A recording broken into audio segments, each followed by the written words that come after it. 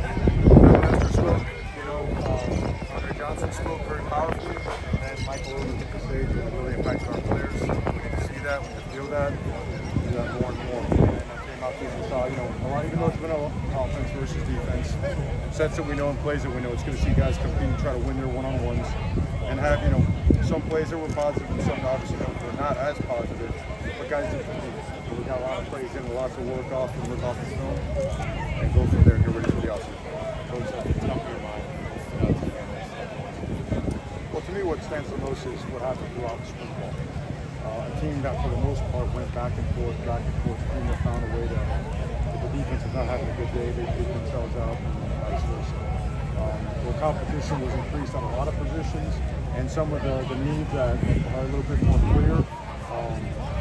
They were assessed and we improved, and then some might have to be improved now. A lot of stuff goes on now, active today. But overall, just a team that's progressing, a team that's really understanding and growing and developing. Mario, what do you think of Cam Ward today, especially his ability to improvise on those? Did some good stuff. We dropped some passes. The pass rush is a real one. When a couple of those guys are coming like they come, and we're not doing too many different things. It's hard to block those guys one-on-one. So he did a good job. Thought obviously Restrepo did a great job. Colby was limited, but did some good things. Isaiah Horton had a great spring. The offensive line, defensive line, they battled the whole time. I thought all the quarterbacks did some good things, but Cam certainly is it's obvious, he's a guy, and he had another good spring, a great spring. Hey, Coach, last 2 years you played in Fort Lauderdale. How did you like playing on campus this time? Obviously a lot more energy with the students and all that, but Fort Lauderdale you were able to kind of let Broward County market the team up there. I mean, it's you got to pick a spot. And number one, extremely grateful to all the times that we've been up in Fort Lauderdale, but felt this was necessary. I mean, we have 300 alumni in town. Many of them have never seen all the advances campus has made.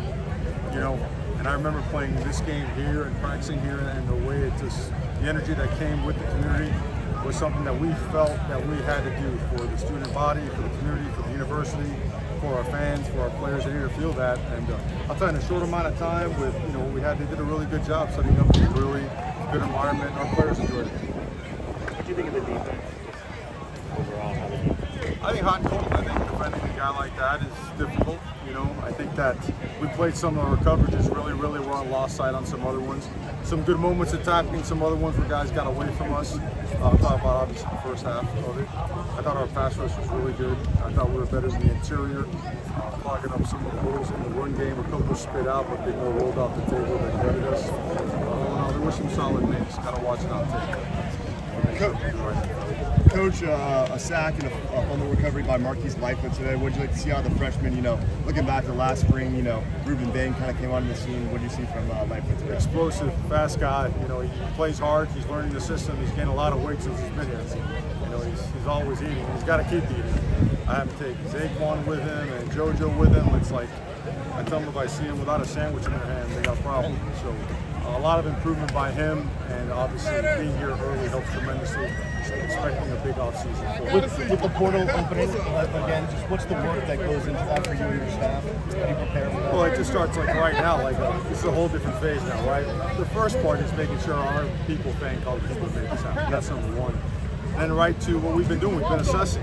What are the areas that clearly need help? What are the ones that we've clearly improved at? What can we do well? What maybe we should get away from and not do?